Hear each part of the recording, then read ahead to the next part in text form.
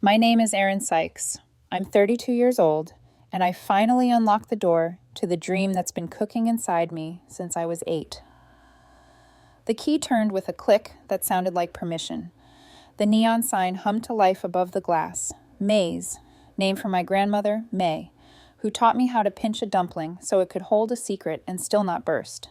People say a restaurant is a love letter. Mine is also a confession. I didn't become the daughter my parents wanted. They speak the precise language of billable hours and quarterly returns. Victoria, my older sister, is fluent, razor smart, courtroom polished, beloved. Leo, my little brother, is the bridge who tries to translate all of us to one another. I was supposed to choose something sensible, stable, prestigious.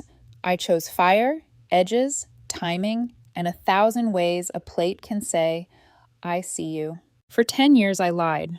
I told my family I worked in consulting, clean offices, smart suits, dependable bonuses.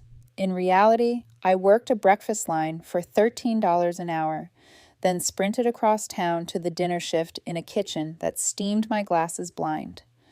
I learned to chiffonade fear and braise shame until it fell off the bone. I folded every tip and overtime hour into a savings account with a single word in the memo line, Maze. When the lease finally arrived, first and last month, security deposit, a ventilation upgrade that cost as much as a small car, I did the thing I had avoided for a decade. I told the truth. I texted the family group chat on November 1st. I haven't been in consulting. I'm a chef. I'm opening my own place, Maze, in Portland. Grand opening. November 15th at 6:00 p.m. I know I lied. I'm sorry. It would mean everything if you came. Dots pulsed. Victoria, you deceived us for 10 years? Dad, David, is this a joke?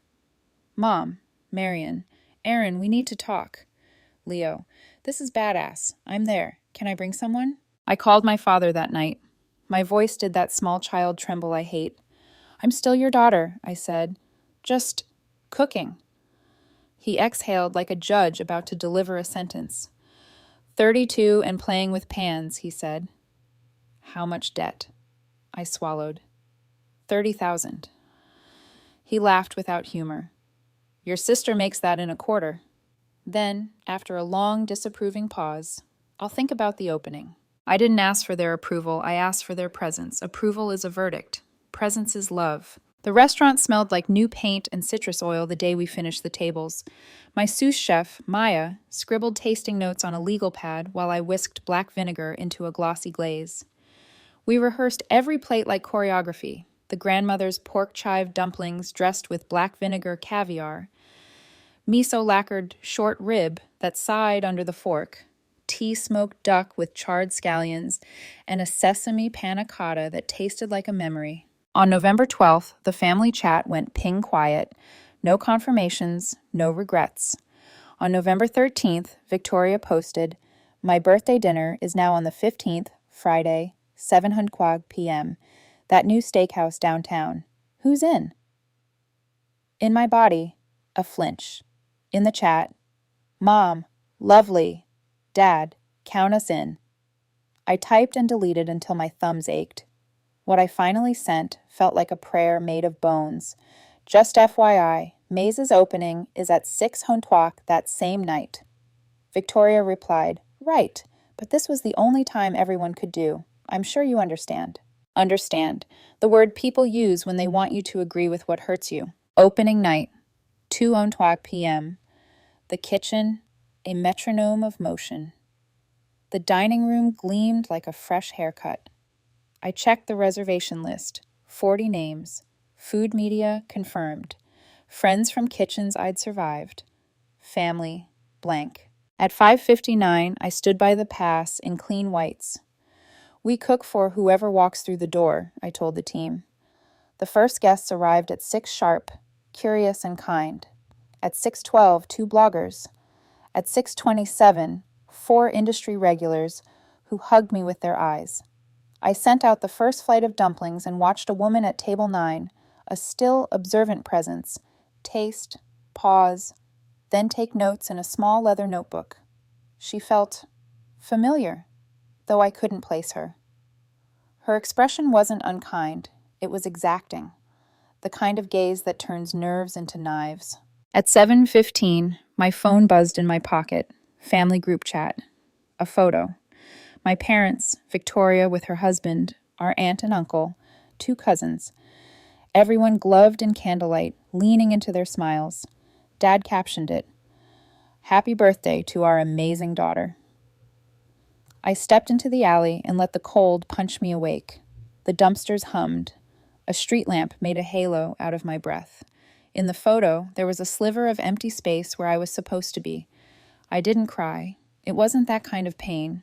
It was the kind that sets in the bone, like weather. Maya found me.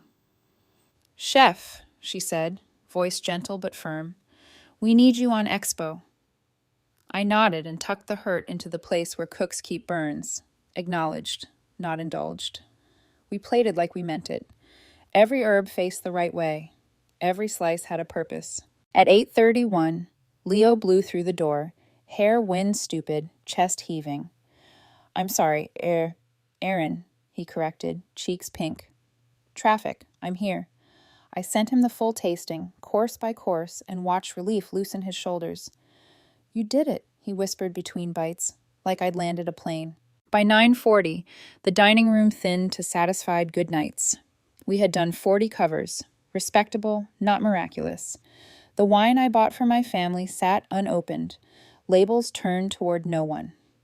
I slipped into the tiny office, breathed through the adrenaline come-down, and opened the books.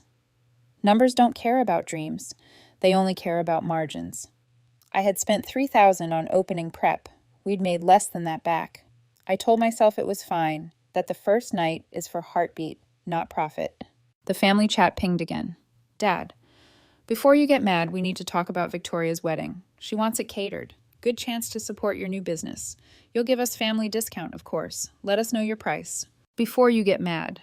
As if anger were the problem, not the wound. I read it twice, then a third time, as if repetition might conjure a different meaning. My thumb hovered over the keyboard. Leo called, his voice small with rage. "You saw?" "I saw," I said. "That's insane, Aaron." I looked at the unopened bottles again. It is also very on brand. I didn't respond in the chat that night. I cleaned the flat tops until they squeaked. I wiped water rings off tables my parents never touched. When I finally locked up, the city had gone quiet in that way that makes you hear your own blood. I texted Ethan, my boyfriend, the one person who never needed translating. "We did it, I think." He replied with a photo of the tiny celebratory cake he'd bought and eaten alone at my apartment, a single candle melted down to a wish. "Proud of you. Tell me everything." I fell asleep for 3 hours, then jolted awake at 3:11 a.m. with a calculator brain. Weddings for 200, rentals, staff, menu development, food costs alone at least 15,000. The word discount tolled in my head like a bell you can't unring. I drafted a professional response. I'll need guest count, venue, preferences to quote accurately, and didn't send it. It's funny how the simplest boundaries feel like betrayals when you were raised on obligation. Morning arrived with the dull ache and a list. Produce order, dishwasher schedule, a blister on my knife hand that had already decided to scar. At 9:07 a.m., Mom texted, "Aaron, we're waiting to hear about the wedding catering." Victoria followed, "Just give me a ballpark. Dad says you'll do it cheap since we're family." I typed, "Catering for 200 is a substantial engagement. I'll need specifics to quote. Food costs alone will be 5 figures." Dad called instead of typing, his way of keeping me from having a paper trail. "Family supports family," he said by way of hello. "You'll cover your costs. Donate your time." Donate my time. I tasted the words like something gone off. It's 3 weeks of work, extra staff, rentals, equipment. This is my business, Dad. Don't be dramatic. This isn't drama. Your sister's career matters. This is exposure. Exposure doesn't pay invoices. A beat. Then the verdict. You're a cook, Aaron. Your sister is an attorney. Try to be reasonable. Reasonable. Another word people use when they mean obedient. I ended the call before my voice broke. In the dining room, the light moved across the banquette, making squares on the leather like a promise of afternoon. The kitchen thrummed. Tickets would soon start spitting. I steadied my breathing the way I'd learned on hotlines at 9 p.m. In for 4, hold for 4, out for 6. Then I did what chefs do when rejection knocks and entitlement shouts from the cheap seats. I washed my hands, tied my apron, and went back to the pass. At 7:10 p.m., that same still, observant woman from table 9 returned, alone this time, asked for a seat with a view of the kitchen, and ordered the full tasting. When she raised her eyes to the pass, something clicked into place I couldn't name yet, like recognizing a song by its heartbeat. She smiled, almost imperceptibly, and began to write. Later, I would learn her name, Sophie Nguyen. Later still, I would learn something else. She once loved Ethan, but for now, all I knew was this. Every plate had to be perfect, because some nights the people who show up aren't the ones you begged. They're the ones your dream called anyway. Morning bled into noon before I noticed the time. The espresso machine hissed like a warning. I was on my 3rd cup when Maya peeked into the office doorway. "Chef, deliveries came early. You okay?" I looked up from the family group chat, 10 unread messages blinking like alarms. "Define okay." She tilted her head. "Family?" "Family," I said. "The original recipe for chaos." Dad's last message sat there in all caps. "You're making a mountain out of nothing. It's just a family favor." I closed the phone and told Maya, "Let's get ready for prep." But the words stuck like dough that wouldn't rise. That night, the line was steady, the kitchen hot with sound, metal on metal, orders shouting, oil sizzling. Still, somewhere under the noise, I heard my father's voice. "Donate your time." He'd used that phrase my whole life, when I worked in soup kitchens as a kid, when I tutored Victoria's friends for free, when Mom needed me to design her fundraiser flyers. Only now, donate meant erase the value of what you've built. By Wednesday, their persistence had turned professional. "Mom, Aaron, sweetheart, we'll pay for ingredients. Isn't that fair?" Victoria, "You're really making this difficult. I'm under pressure planning the wedding." "Dad, it's exposure. Everyone at this wedding will be high profile. You can't buy publicity like that." Exposure, that word again. I stared at the text and said out loud to no one, "I'm not an unpaid intern in my own dream." Then, because I'm apparently addicted to emotional turbulence, I called Dad. He picked up on the 2nd ring, impatient. "I'm in the middle of something." "So am I."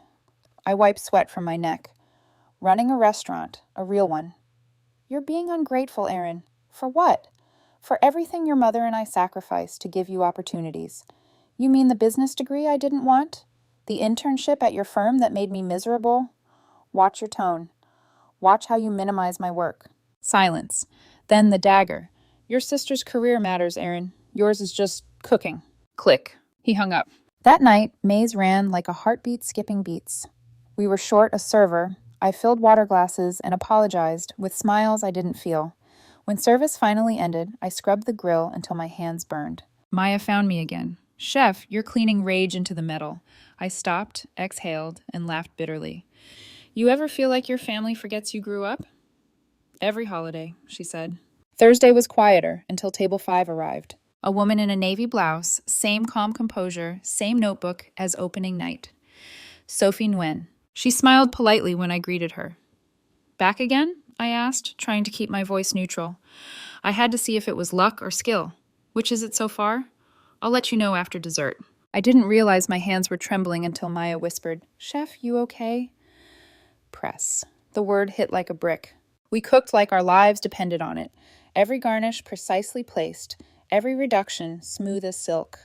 Sophie dined alone, deliberate and observant. When she finished, she came to the kitchen window. "That dumpling, your grandmother's recipe?" she asked. "Yes." "She must have been extraordinary." "She was," I said quietly. "She'd be proud, ambitious, but proud." Then she left her card by the window. Sophie Nguyen, Portland Monthly. My heart fell straight through the tiled floor. 3 days later, her review dropped. Headline: Maze's vision is dazzling, but stumbles under its own weight. 3 stars out of 5. Chef Sykes crafts flavors with tenderness and bold ambition. The dumplings are a revelation. The short rib, transcendent. Yet the 15-course tasting feels more like a marathon than a meal. Maze doesn't lack heart, it lacks restraint. I read it sitting cross-legged on the prep table at dawn. The kitchen lights hummed. My reflection stared back from the stainless steel, tired but still breathing. It wasn't a bad review. It wasn't a great one. It was the truth, dressed with mercy. I sent the link to Ethan, my boyfriend, adding, "Not a total disaster." He called 5 minutes later. 3 stars is respectable, Erin. She called me overly ambitious. You are ambitious. That's why I love you. I'm also broke. We'll figure it out. He always said we, even though the restaurant was mine. But Dad didn't see nuance. He called that afternoon. I read the article. Of course he had. 3 stars, he said. That's average. For a new restaurant, it's good. Good doesn't pay loans. Maybe it's time to close up before you dig deeper.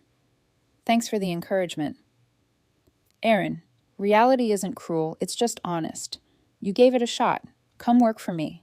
You'll have stability, respect. I don't want your respect if it costs my peace. He sighed heavily.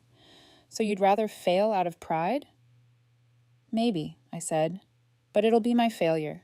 After that call, something inside me shifted from hurt to defiance. I walked out to the dining room, sat at table 9, Sophie's table, and opened my notebook. Page 1, simplify. 8 dishes. Perfect them. When I looked up, Maya was watching me from the kitchen doorway. New menu? New chapter, I said. She smiled like someone who'd seen storms before. Let's make it sing. That night, after closing, I stood outside Maze. Rain tapped the awning like applause from ghosts. The city smelled of wet pavement and survival. I texted Ethan again. I'm cutting the menu in half. It feels like admitting I reached too high. He replied, or like realizing your hands can only hold what matters most. The next day we started over. 8 dishes, not 15. Focused, lean, deliberate. When the first order came in for the new menu, Maya grinned. Back to basics? No, I said, plating the dumplings with steady hands. Back to purpose. January hit like a debt collector. Cold, relentless, and full of reminders that dreams have due dates. The new, simplified menu stabilized service, but not the books. We were holding at 35 to 40 covers a night, just shy of breaking even. My staff got paid. I didn't. The freezer died on January 3rd. I opened it to find my prep gone soft. $2,000 of spoiled inventory, the smell of rot cutting through the morning air. I stood there with a towel over my shoulder, staring at wilted vegetables and thawed meat, and whispered, "You've got to be kidding me." Maya came in 20 minutes later. "Oh no, chef, please tell me this is fixable." I shook my head. "Compressor's gone. Repairs cost $4,000. Do we have $4,000? I laughed. We have 4 napkins. I spent the next 6 hours on the phone. Repair quotes, loan applications, arguments with the supplier. By closing time, my throat hurt more than my hands. I borrowed money I didn't have, maxed a credit card, and bought a used freezer from a restaurant that had failed the week before. Sometimes survival looks like inheriting someone else's broken equipment. That night, Ethan showed up after closing. He still smelled like jet fuel, just back from a 3-day work trip. "Hey," he said softly, setting down takeout from our favorite noodle shop. "You look like you fought a war." "I did," I said, "and I lost." He wrapped an arm around me. I read the new reviews online. People love the 8-course menu. Not enough people. I tried to laugh, but it came out cracked. We're bleeding $300 a week. He hesitated. Maybe it's time to take help. From who? There are investors who... No, I shook my head. Not yet. Erin, I said no. Not after what Dad said. If I take someone's money, he'll say I couldn't do it on my own. Ethan sighed. You care too much about proving him wrong. Because he's never believed I could be right. We didn't fight loudly. We never did. But silence between 2 people who love each other is heavier than shouting. The next week was a carousel of disasters. A pipe burst in the unit above Maze, water dripping into our dry storage. The health inspector dropped by unannounced and fined us $300 for condensation in the walk-in. My dishwasher quit over text. Found better pay. Sorry. By Thursday, my hands were raw from scrubbing pans myself. On Friday, the bank called about my late loan payment. I stared at the phone and thought, this is how dreams die, not with failure, but fatigue. Saturday afternoon, Ethan stopped by again. But this time he wasn't alone. "Aaron," he said, stepping aside.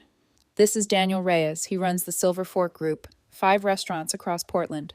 Daniel smiled, mid-40s, sharp suit, steady eyes. "Ethan's told me a lot about you. I came to your opening night, actually."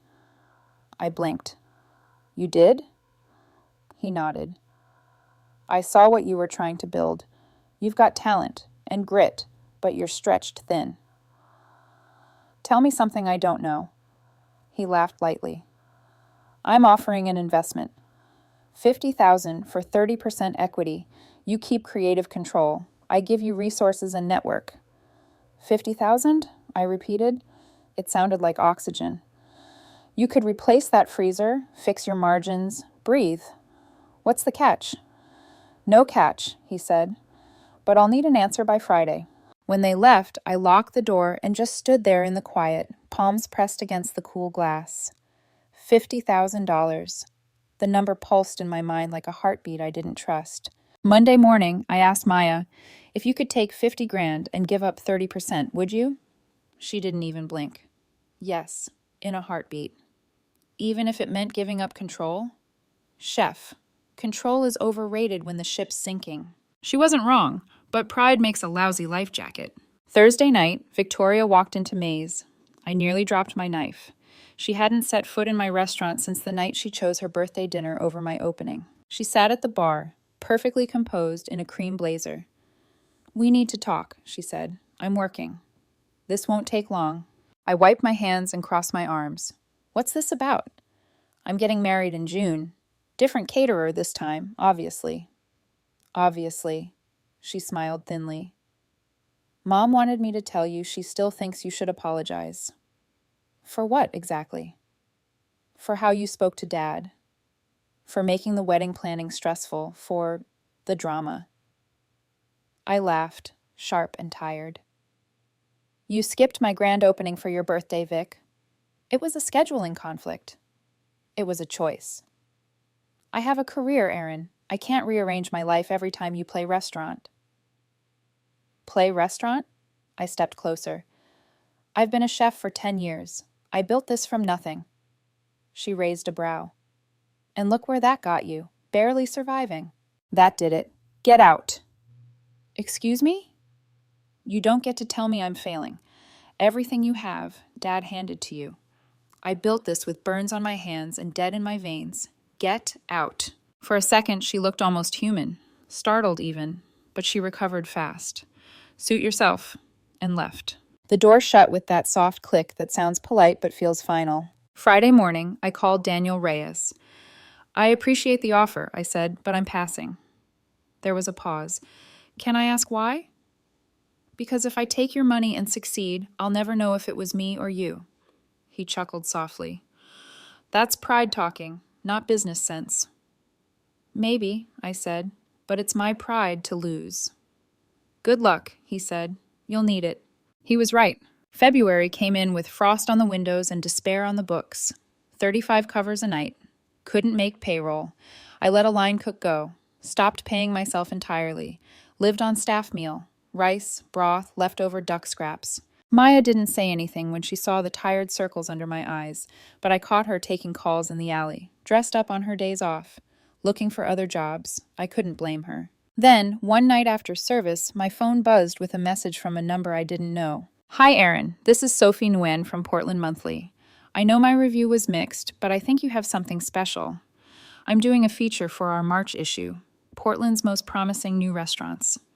I'd love to include Maze if you're interested." I reread it 3 times before replying. "Yes, absolutely, thank you." Then another message came through. "Also, for what it's worth, I came back last week quietly.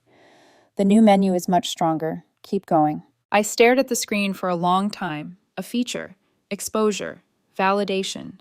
From someone who actually understood the work, not just the risk. For the first time in weeks, I smiled. It was small, but real. That night, I walked through the empty restaurant, touching each table like a promise. The air still carried the faint warmth of the last guests, the ghost of conversation, the quiet hum of belief. Maya poked her head out of the kitchen. "Chef, you're still here?" "Yeah," I said softly. "I think things might finally turn." She smiled, weary but bright. Good, because I'm not done believing in this place. Neither was I. The March issue dropped on the first of the month. It hit the shelves like sunrise after a long winter. Portland Monthly, Hidden Gems, 5 restaurants worth saving. May's was third on the list. Sophie's feature wasn't just kind, it was a lifeline. Chef Erin Sykes is not trying to impress. She's trying to connect. Each dish at May's feels like a letter to someone she refuses to give up on. The food tastes like resilience. I reread that line a dozen times. Food tastes like resilience. Maybe it did. Maybe I did. That weekend, May's was packed. 80 covers on Saturday, 70 on Sunday. The tiny dining room felt too small for the noise, laughter, and clinking glasses. For the first time since opening, I heard joy instead of anxiety in the sound of the crowd. When the last check closed Saturday night, Maya exhaled like she'd been holding her breath for months. "Chef," she said, "we just sold out every entree, twice." I smiled, exhausted but wired. "Good problem to have," she grinned. "A miracle problem." But Monday morning brought the hangover, unpaid invoices, supplier demands, and loan notices stacked like bad news. The feature gave us attention, not liquidity. I met with my accountant that afternoon. "We're breaking even," she said, tapping her calculator, "if we pretend labor and loan interest don't exist." "So we're creatively profitable," I joked. She didn't laugh. I sighed. "How long before we run out of runway?" 3 weeks, maybe 4. That night, I found Leo waiting outside May's. He was leaning on the hood of his car, holding 2 coffees. "You look terrible," he said as I approached. "I appreciate your consistency," I replied. "I mean it, Erin. You look drained." "I'm fine." He raised a brow. "That's your tell. You only say you're fine when you're absolutely not." I unlocked the door and let him in. He followed, setting the coffees down on the bar. "I read Sophie's article," he said. "It's amazing. You know that, right?" "Yeah. And you're still not okay?" "I'm one broken freezer away from bankruptcy." He studied me quietly. "What if I invested?" I froze. "Leo, no. I have savings. 20,000. "Leo, that's your future, not my safety net." "It's both. You built something worth saving. You just need time." "I can't pay you back." "Then don't. Make it real. Legal equity. I'll be your partner." I stared at him, my little brother, the only one who showed up when everyone else didn't. "Leo," I whispered, "I can't let you risk that." He smiled. "You risked everything. Why shouldn't I?" We signed in the paperwork 2 days later. Real terms, real equity. Leo's 20,000 bought us time, inventory, and a second chance. Maya cried when I told her. "You have a brother most people only dream about," she said. "I know," I replied.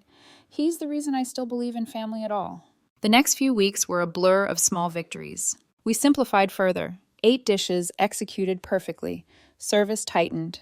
Reviews improved. New customers came from Sophie's feature, tourists, locals, even other chefs. One night, Ethan walked in during dinner rush, sleeves rolled up, offering to help wash dishes. "I thought you were in Seattle," I said, surprised. "Flight got canceled," he said. "Figured I'd earn my meal." He stayed until close, scrubbing, laughing with Maya, and reminding me of the man I fell in love with, the one who believed work and love weren't opposites. When the last plate was dried, he turned to me and said, "You were right not to take that investor's money." "Sometimes I still wonder," I admitted. He leaned closer. "You built this without them. Don't let pride ruin what perseverance created." By the end of April, the numbers told a story I hadn't dared hope for. Revenue up 22%, labor stable. We were finally breathing. But the emotional math took longer to balance. Dad still hadn't called. Mom sent one polite text. "Saw the article. Congratulations. We're proud."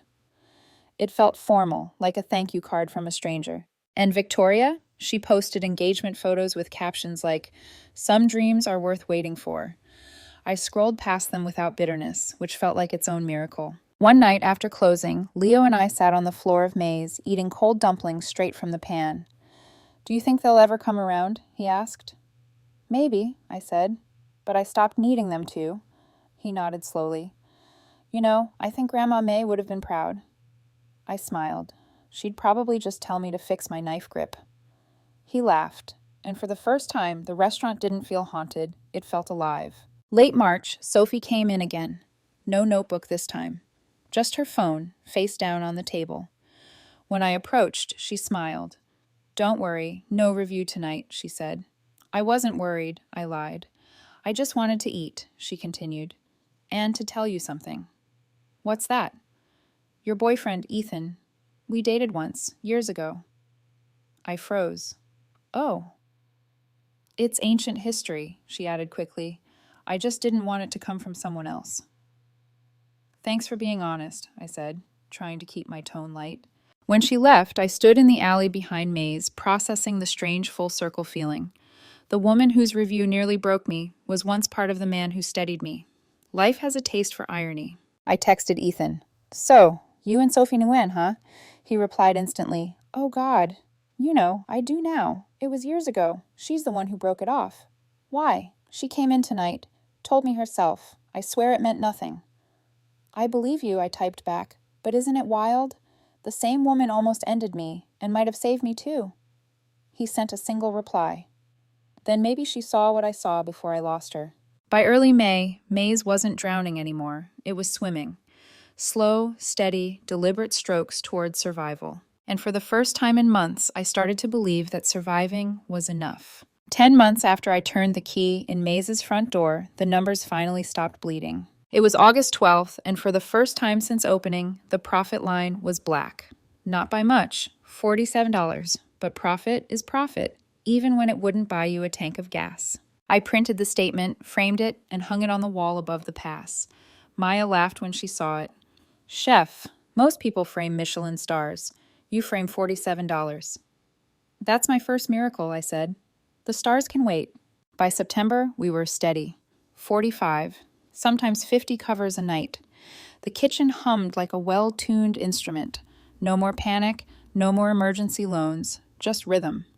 I finally started paying myself again. Every Friday, Leo came in with friends or clients, sat at the bar, and told anyone who would listen that his sister was the best chef in Portland. And every time, my chest tightened in that soft, grateful way that feels a lot like love. He'd invested $20,000, but he gave me something far rarer: faith. One night, after service, he handed me a small envelope. "What's this?" I asked. "Your first dividend check," he said proudly. "You made money. I'm your shareholder now." I laughed, hugging him. "You're ridiculous." "Maybe, but I believe in good returns." Victoria's wedding happened in June. I didn't go. I sent a simple white card with gold lettering. "Wishing you joy and peace." No check, no catering, just boundaries, neatly written. Mom called the next day, her voice uncertain. "We missed you yesterday." "Did you?" A pause. "Your sister looked beautiful." "I'm sure she did. We hope you'll come for dinner soon." "Maybe someday," I said gently, "but not yet." We both knew someday meant when respect is mutual. In July, Dad showed up unannounced. I was prepping dumplings when the bell over the door rang, and there he was, standing in a suit, looking smaller than I remembered. He glanced around the restaurant, at the framed magazine feature, the $47 statement, the glowing kitchen. "This is it," he said quietly. "This is it," I replied. He nodded once. "You built something real." I did. Then, after a long silence, "You didn't need my money after all." "No," I said. "Just your belief. But I stopped waiting for it." He looked down, swallowed hard. "Your mother's been worried about you." "I've been worried about me too," I said softly, "but I'm okay." He hesitated, like he wanted to apologize but couldn't find the words. So he did what men like him always do, offered practicality instead of emotion. "If you ever need accounting help, I can—" "Dad," I interrupted, smiling faintly. "I've got this." He nodded again, eyes glinting, then left. No grand reconciliation, just quiet acknowledgement. And somehow that was enough. By October, Maze felt alive in a new way, less like survival, more like belonging. We launched a Sunday tasting series called Family Meal, inspired by the dishes I used to cook with Grandma May. We invited strangers to sit together, share stories, eat from the same platters. Sometimes, healing looks like feeding others the love you never got. One evening, as I was closing up, Sophie Nguyen appeared at the door again. No notebook, no pretense. just that familiar calm. "I heard about family meal," she said. "Thought I'd see what it felt like to eat hope." I smiled. "Come in. There's one seat left." She joined the long communal table. Between courses, she caught my eye. "You've built something rare," she said. "So did you," I replied. "You helped people find it." She tilted her head. "You know, I never told you this, but after I wrote that first review, I kept thinking about that dumpling. It reminded me of regret." I laughed. "High praise?" "The highest," she said, smiling. When she left, she slipped an envelope onto the counter. Inside was a handwritten note. "The world doesn't need perfect restaurants. It needs honest ones. Keep cooking from that place." Sophie. Later that night, Ethan stopped by. He'd been traveling again, but this time he didn't rush to fix things. He just stood in the doorway watching me wipe down tables. "You look happy," he said. "I am." He smiled. "You did it, Aaron." "No," I said, walking toward him. "We did. You, Leo, Maya, everyone who didn't give up." "And your family?" I thought for a moment.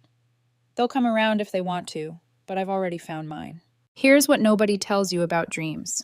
Sometimes, success looks less like fireworks and more like peace. Sometimes, the family you build from kindness means more than the one tied to your last name. And sometimes, the people who show up late are still exactly on time. Maze is still small, still imperfect. The stove clicks before the flame catches, the cooler hums too loud, the profit margins are thin. But every night when the dining room lights dim and laughter lingers in the air, I look at that framed statement, $47 profit, and remember the night no one came. Now the tables are full, the food tastes like resilience, and the woman behind the pass finally knows what she's worth.